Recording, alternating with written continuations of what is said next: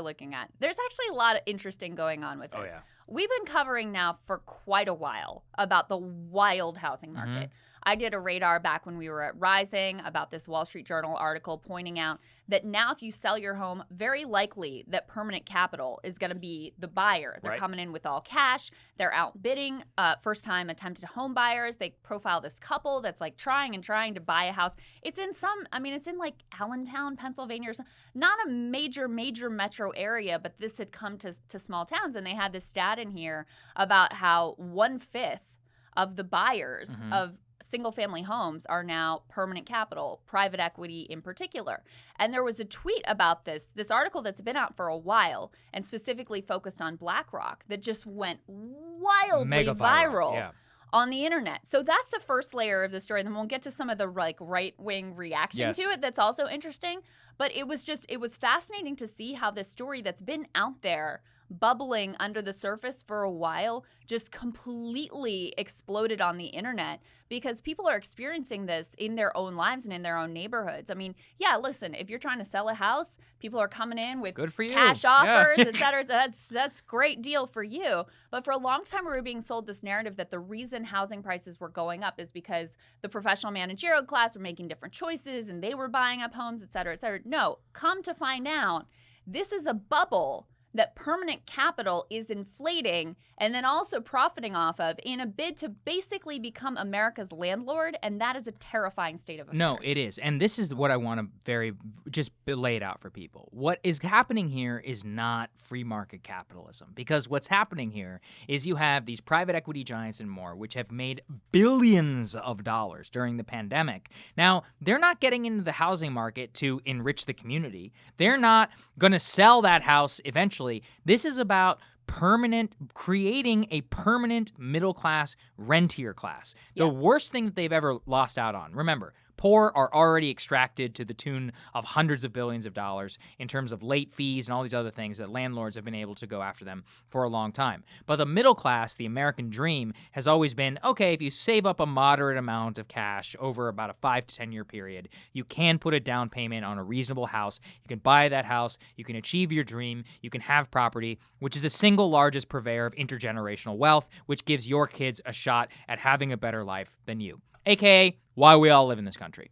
All right, so all that being said, they don't want any of that. It's very profitable to have monthly rent payments hit their bank accounts. So they were very willing to pay $100,000, $200K over asking price and buy up all of these new neighborhoods because what they want is to create a lower and middle rentier class, which is paying them. And then they can use more of the money that they're getting in this feedback loop to pay even higher for prices and drive out average middle class consumers. So all of that being said, who do you think is coming to their defense? Because their lackeys have to do it. Oh, well, one of them, Ben Shapiro. And look, I love this because Ben, every once in a while, just takes off the mask and shows us like how much of an actual radical that he is. Yeah, that's true. Here's what he says. I see many people are enraged at BlackRock. BlackRock is buying homes from people willing to sell them. If you don't like what they're doing, target the loose governmental policy incentivizing this investment. By the way, by this he means the Federal Reserve, which has nothing to do with this. And let's ask old Ben if he has anything to do or would do anything whenever it comes to constraining Wall Street. And I think we know the answer to that. Yes. Next, seriously, BlackRock isn't going to stop investing in single-family homes because you're mad on Twitter. You could direct your energies towards the Fed's insane monetary policy. If you're mad at BlackRock and you want to artificially prevent them from buying single-family homes, I'd like for you to explain it to those who currently own the homes why you're taking money out of their pocket. And this is really what it is. He's like, look, if I get it. If you're selling your house, obviously you want the most amount of money. I'm not mad at you. What I am mad at is the fact that these private equity giants got enriched again to the tune of hundreds of billions over the last several months, and especially during this year. And I have a long-term dystopian vision. This is America. Property is the number one way that you get rich. That's it. That's how it works. Yep. I wish it was otherwise, but it is. And you know what? It is ingrained in our DNAs. We're down here in Texas. I would be remiss. This was flagged to me. How hot is the Austin housing market? Shout out to the Austin American Statement. Homes are regularly selling for $100K or more above asking. 1,500 Austin area homes from January 1st to May 23rd sold for $100K above asking. In the same time frame in 2020, only 22 homes hit that threshold. This is a combination of rich people who are moving here, as well as private equity giants and more who see that more PMCs are coming here and want to buy out all the real estate in order to rent to them. Like, this is the antithesis of what the American dream is all about. And, of course, they've got a bunch of people on their side, like Shapiro, but there's a lot of neoliberals who agree with this stuff, too. Well, I love how he's like, why don't you direct your energies towards the Fed's monetary policy? Yeah. Did you vote on the Fed's monetary policy? Do you have any influence whatsoever on the Fed's monetary policy? Of course, he takes off the table any of the policy changes that actually might have a chance. There's this thing called Congress. You actually vote for it. Right. That's where you might, if you have an issue here, direct your energies. And look, in a sense, he's right. BlackRock is going to BlackRock. Yeah. No doubt about it. Right. But Congress could Congress. This is the American capitalistic system that has been set up with, corporate socialism. We're going to get to socialism in a minute. Corporate socialism and totally rigged in their favor, thanks to, some of the people that Ben would support the most and the type of policies that Ben frequently espouses.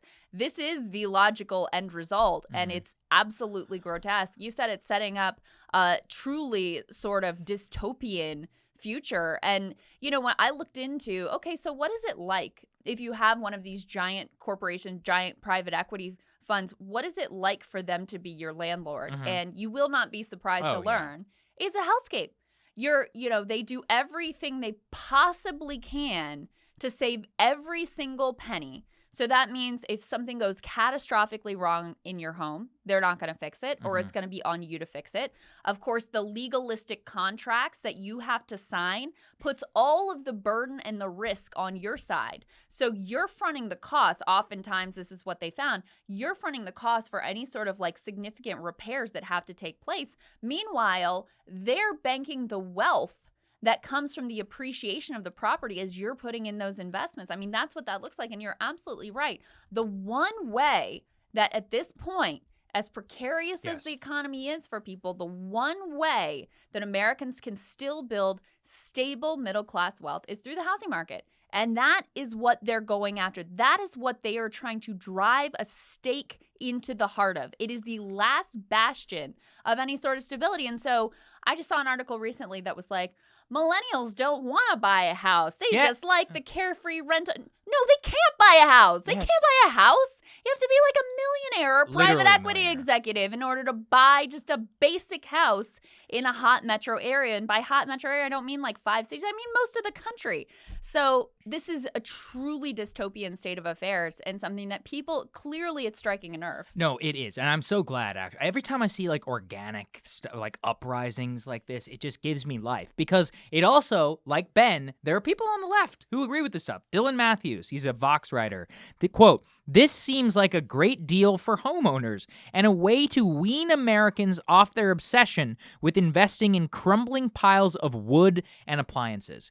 I have a joke that with a lot of other friends that these people actually do want to force you to live in pods. That's what they want. They want pod lives. They want Ready Player One level existences where people are stacked up on top of each other in this dystopian hellscape. And it's oh, well, they have a place to sleep, right? I mean, whatever. What do they care? I mean, maybe they're saving a little bit of money.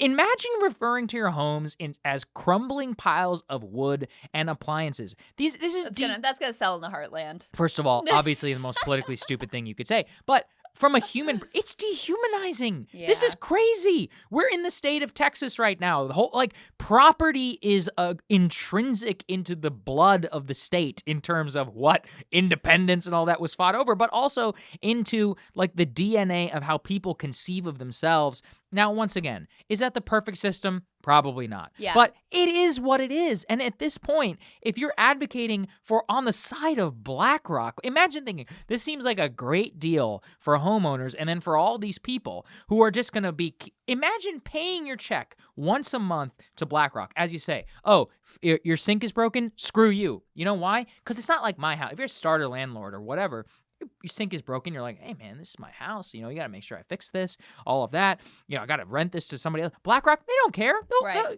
They'll literally sue me. They'll be like, sue me. Go ahead. What are you going to do? You're not going to sue it. So you can't do anything. You have no rights. I have some questions here. Yeah. Is Dylan Matthews, who obviously is neoliberal, writing for very neoliberal. Is he calling for like the abolition of private property? A lot of them do it. No. A lot of them believe this. Listen, they believe this stuff. I would agree with the sentiment that we are too dependent on building wealth through houses. Houses. Yes, I would agree with that. But you can't rip the rug out from under people without anything to replace it.